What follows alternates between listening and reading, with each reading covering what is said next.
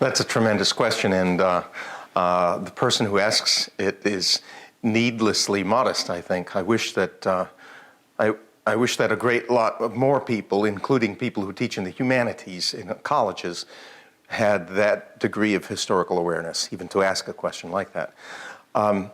Augustus tried to encourage the people of his time, especially in his case, the aristocrats, the senatorial class, to recover what were considered the virtues of ancient republican Rome. So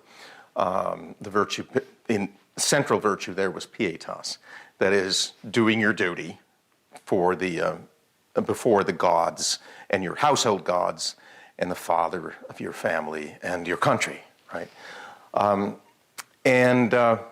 That meant, specifically for the senatorial class, get married, okay? Get married already. Too many bachelors because they didn't want to have kids, they didn't want the burden or the responsibility, they didn't want to divide their property. Augustus passed laws that would penalize them, okay? If you're not married by age 30, you've got to pay a big fine. He tried to set an example in his own family. Augustus sexually was, he did not have the extraordinary vices that we associate with the worst of the upper class in ancient Rome or even Hellenistic Greece. He didn't have, he didn't debauch boys, for instance. He's a little bit of a womanizer, not as bad as a lot of people. But he tried to have the model family for everybody else, you know. Didn't work out in his own family. His daughter Julia had adulterous affairs. Augustus finally found out about them, couldn't put a lid on it, and had her banished from the Italian mainland, banished to a little rocky island, Pandateria, in the Tyrrhenian Sea, and never allowed Julia to return to Rome. She died there, died in exile, died an outcast. Didn't work in his own family, and it didn't seem to work in the successors, the immediate successors of Augustus. But it did set a tone for future generations. That is, Rome would always look back upon the virtues of republican Rome as they were described by the two guys that Augustus Caesar really pushed to promote these old virtues. That was the historian Livy and the poet Virgil. I don't have data on what lives in the countryside were like in, let's say, 100 BC and what they would have been like 100 years after Augustus died in 100 AD, except to say that the people in the country were the hardest people for Christians to convert because they led a stubborn, old-fashioned life. So in part, it was their virtues that made them hard to convert. In the cities, well, it was easier to get to the cities, and there was your population centers anyways. Well, that was one reason why Christians tended to congregate there. But things were so awful in the big cities that the Christians, by contrast, they did not get divorced, they didn't expose their children, they had no abortions, they didn't sodomize boys. They looked pretty darn good. I mean, looked amazingly good by comparison with a lot of people. But maybe something of Augustus's reform did actually put a lid on the corruption in high places and encourage a sense of what you are as a Roman outside of those big cities that kept things largely together for a long time. So maybe it was in part successful. It's hard to tell at this distance. Now, the other part of the question is whether you can have something like that without major social upheaval, frankly, without full-scale war. And the answer to that question is yes, you can have it, okay? You cannot have it, though, I think, without appealing to a deep religious faith, okay?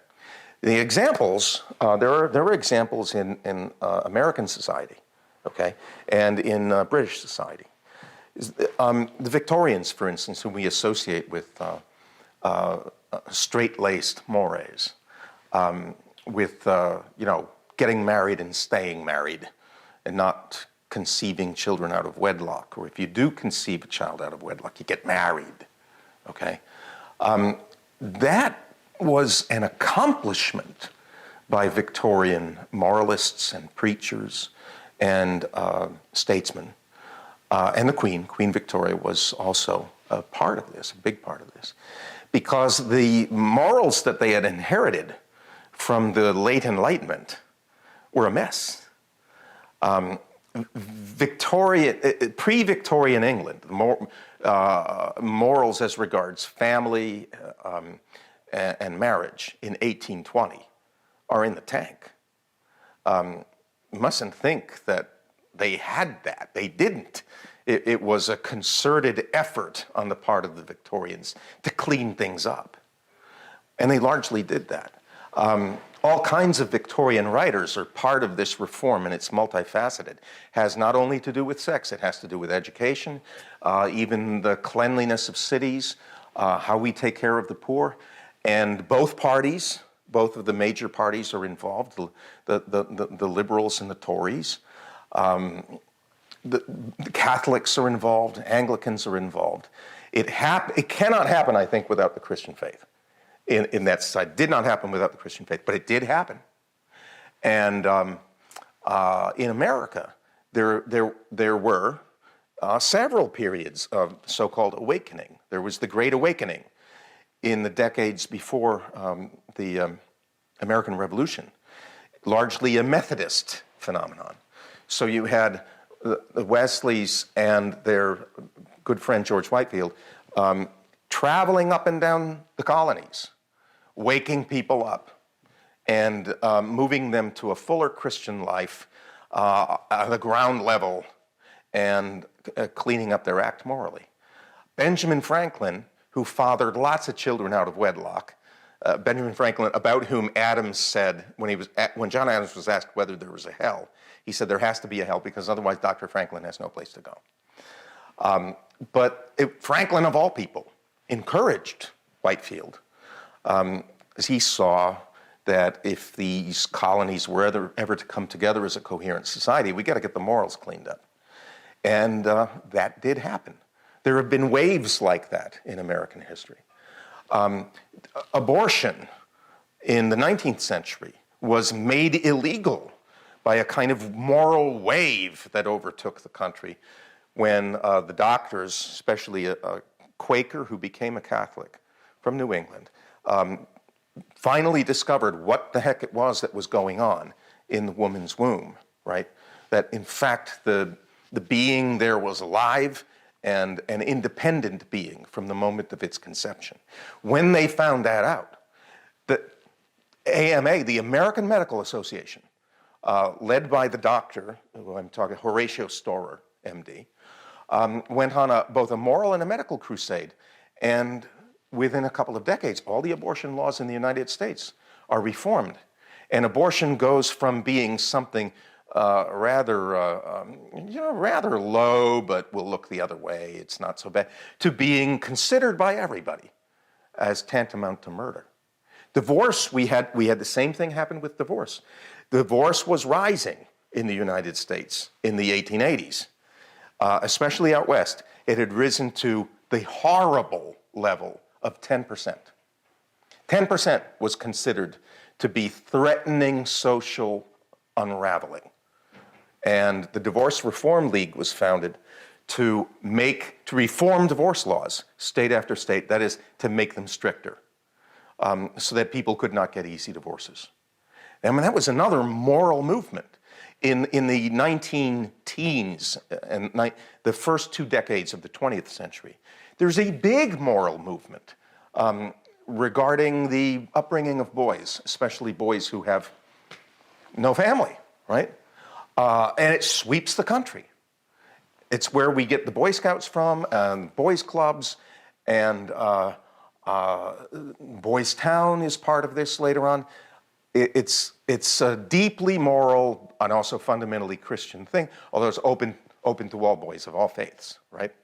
So that's happened. It's happened in the United States. We have a history of it. And those things happened without there being violence. right? Other things are comparable without there being violence, but it's utterly impossible without an abiding religious faith. Utterly impossible.